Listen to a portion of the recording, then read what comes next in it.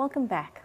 I'm now joined by Kgadi from KM Consulting to talk to us about emotional intelligence and how to build our emotional intelligence in our businesses. Kgadi, welcome. Thank you, Yes. Okay, let's get into it because this is such a big topic, okay? I think that most people have heard of emotional intelligence nowadays, but why is it so important for entrepreneurs to understand it? Well, in order for me to get into the importance of having emotional intelligence, I think we need to understand what that is. So basically, emotional intelligence, it's about your capacity to identify, control, and also express your own emotions, and also understanding the engine behind your feelings and your emotions, and also learning to understand where other people are coming from. So it really helps when it comes to interpersonal relationships. So it is important for a person to have that. So in the context of entrepreneurship, because now when you talk about an entrepreneur, you're talking about a person. So really, I think that most people see entrepreneurs as a completely different animal. It's a person. So it's more about leadership. Yes. So when we talk about emotional intelligence, we're looking at the leadership of a person's leadership skills. So emotional intelligence is rooted in a couple of pillars, including self-awareness. So there's no way you can talk about emotional intelligence and not talk about self-awareness, which is all about you being aware of what is happening inside of you and around you. And the importance of knowing what is happening inside of you and around you, it helps you in how to respond to certain circumstances and also how to engage with other people. And another pillar, it has to do with your social skills. How do you engage with other people and relate to them? And also empathy. Empathy is very important when it comes to emotional intelligence because it's about being considerate of other people's emotions and feelings. So when you engage with a person, when people talk about the boss from hell, it's because this person usually, oftentimes, it's a person who is not considerate of other people's feelings. So they're just impulsive. So when you're emotionally intelligent, it means you take time to process things and to try to see life through the lens of other people so that you can engage them on a better level. And I just want to cut in there. You spoke about empathy, okay? Empathy and sympathy. What's the difference there? The difference is that empathy, it's about saying, I feel you. It's when you say, you know what, I understand where you're coming from. Whereby sympathy is very dangerous because it leaves you, the receiver, in a position of victim. It's like it victimizes you because it's saying, shame, you poor thing. Exactly. That's what sympathy is. Empathy is like, it's more like compassion coming from that point of, I understand what you're saying, what you're feeling. It's more about the connection. It's more about understanding the human experience and connecting with that person through the experience that they're going through. Exactly. Okay, so we know that we have to be aware of ourselves and we have to know and we have to be aware of our surroundings. But why? It helps you in, it is important for you to be aware so that you can improve yourself.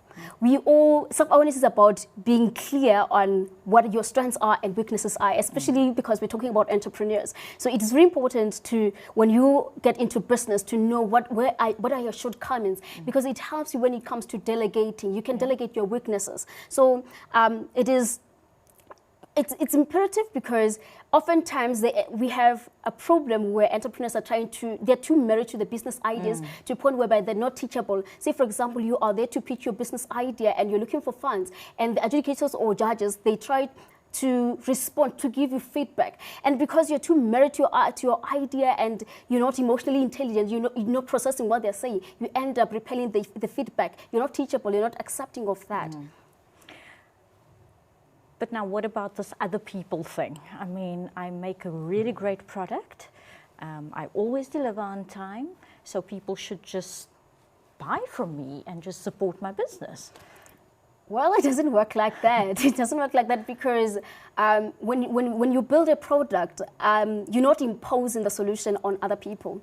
You have to walk in their shoes. And that's what makes a greatest business. You need to see life through the lens of your customers, your target market, so that you can understand what is it that they need, what are the pressing issues, so that when you package your value proposition, it speaks to what they want and not what you think they want.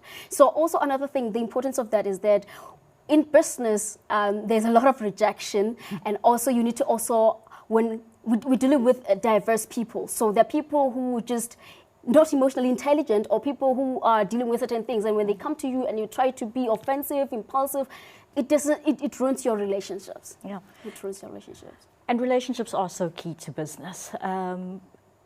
How would you say, one can improve business relationships?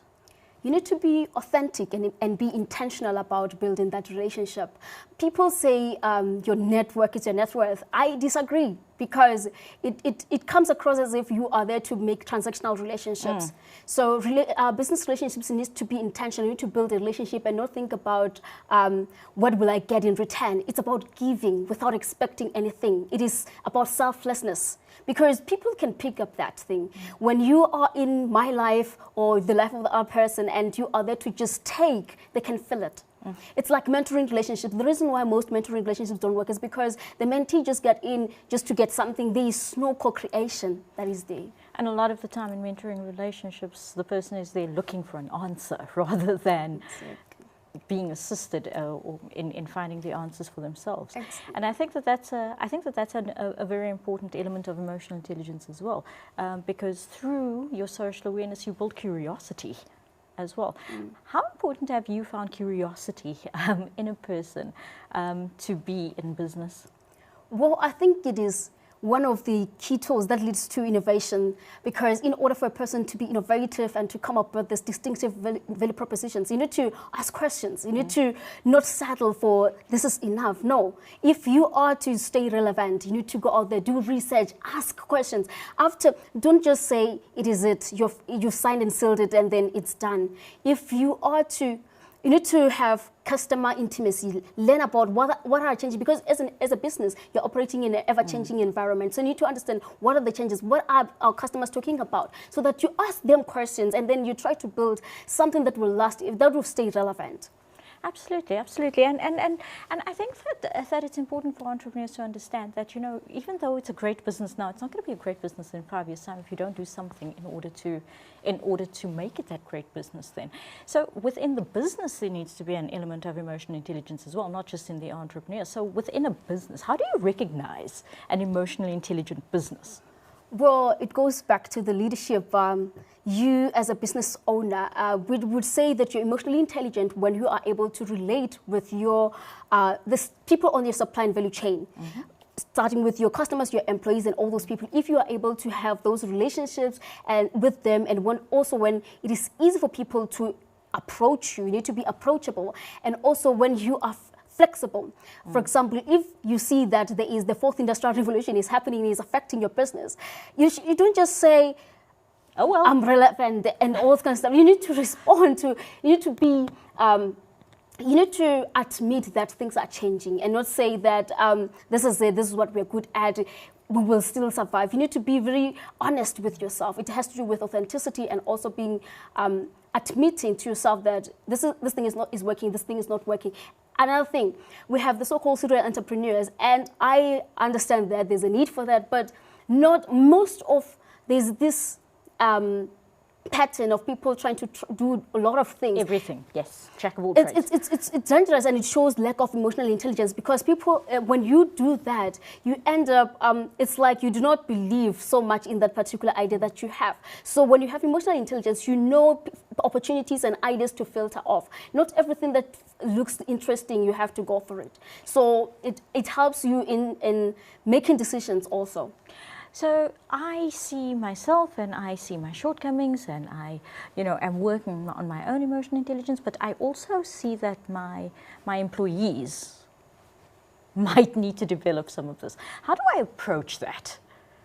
Well, it goes back to your social skills and empathy. You need to sit down. If, for example, you want to introduce a program that will deal with emotional intelligence for your employees, then you have to sit down with them and introduce them to what emotional intelligence is and why is it important. And I think the punchline should be, we want to build a family here. We need to build that relationship where you can come in. For example, you have a leader that will say, I have an open door policy, but then still the employees are unable. They're too scared to come through. It's because there's still that class ceiling. There's still that thing between them. So when you approach them, you just say, we just want to build a company culture that will allow you to come and talk to me. It's about bettering them.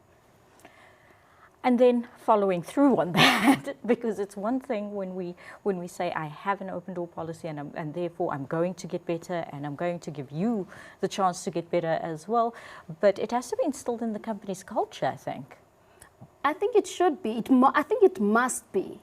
And also, I think it is driven by if the leader doesn't know much about emotional intelligence or doesn't even understand it. Because when you talk about emotional intelligence, people think it's something that you achieve. It's a journey. It's a journey. It's about me understanding that when I feel like my eyes are about to soak up and I'm in a discussion, it means I'm about to cry or I'm getting pissed off. I need to walk away. It's about that. So it's not something that you just achieve and then it's tick a box. Because we're evolving, we're changing. Even as human beings, it's not like it's a done deal. It's always a work in progress. So it's just about teaching them to say, we are human beings. It's about a leader understanding that before an employee, there's a human being with their own life behind the scenes. So when an employee comes through the door, they come to work, they need to understand that, always understand that this is a human being. As much as I want that assignment completed, there are still some stories. They mean, if the company culture doesn't say, tell me about those things, I don't want to hear anything, then it's going to be hard. So in a nutshell, understand yourself well enough that you know what work to do on yourself in order to become not just emotionally intelligent, but a great leader. And then recognize in your employees and in your entire value chain what skills need to be developed, and then go out and do it. It has to be intentional. You have to do it. You have to do it. Kgadi, thank you so much for joining me. It's been an absolute pleasure having you on the show. Thanks for having me. It was great. After the break, I give you some final tips on how to develop your own emotional intelligence and how to put that into place in your business. Join me for that.